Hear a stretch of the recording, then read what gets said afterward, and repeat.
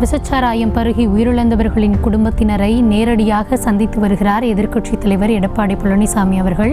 கருணாபுரம் பகுதியில் வீதி வீதியாக சென்று உயிரிழந்தவர்களின் உறவினர்களை நேரில் சந்தித்து அவர்களுக்கு ஆறுதல்களை தெரிவித்து வருகிறார். இது குறித்த விவரங்களோடு மீண்டும் இணைகிறார் எம்முடைய செய்தியாளர் லதா. கூடுதல் விவரங்களுக்கு. வணக்கம்.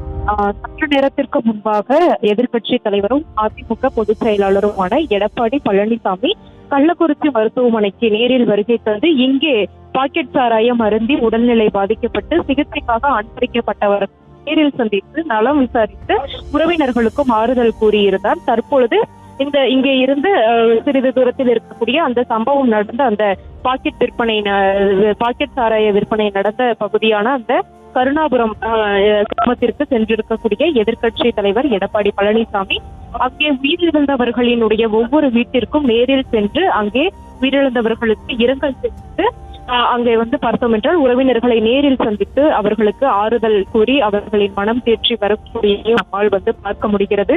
அங்கே பார்த்தோம் என்றால் கருணாபுரம் பகுதி நிறைய இடங்களில் அந்த கருணாபுரம் பகுதி மட்டும் இல்லாமல் சுற்றி இருக்கக்கூடிய கிராமங்களை சேர்ந்தோரும் கூட நிறைய பேர் உயிரிழந்து இருக்கக்கூடிய நிலையில் அதை ஒப்பிடும் பொழுது கருணாபுரம் பகுதியில் உயிரிழப்பு என்பது கூடுதலாகவே இருக்கிறது. அங்கே ஒவ்வொரு வீதிகளிலும் ஒவ்வொரு தெருக்களிலும் சடலங்கள் வைக்கப்பட்டு ஒரே அழுகை குரல் போன்றுதான் அங்கே சூழ்நிலையானது இருக்கிறது. அங்கே சென்றிருக்கக்கூடிய எதிர்க்கட்சி தலைவரும் அதிமுக பொதுச் செயலாளருமான எடப்பாடி பழனிசாமி ஒவ்வொரு வீதிகளுக்கும் நடந்தே சென்று அங்கே வைக்கப்பட்டிருக்கக்கூடிய அந்த சடலங்களுக்கு இரங்கல் தெரிவித்து அதே போன்ற உயிரிழந்தவர்களினுடைய உறவினர்களுக்கு ஆறுதல் தெரிவித்து வருகிறார். அந்த காட்சிகளை தான் நாம் தற்பொழுது பார்த்து வருகிறோம்.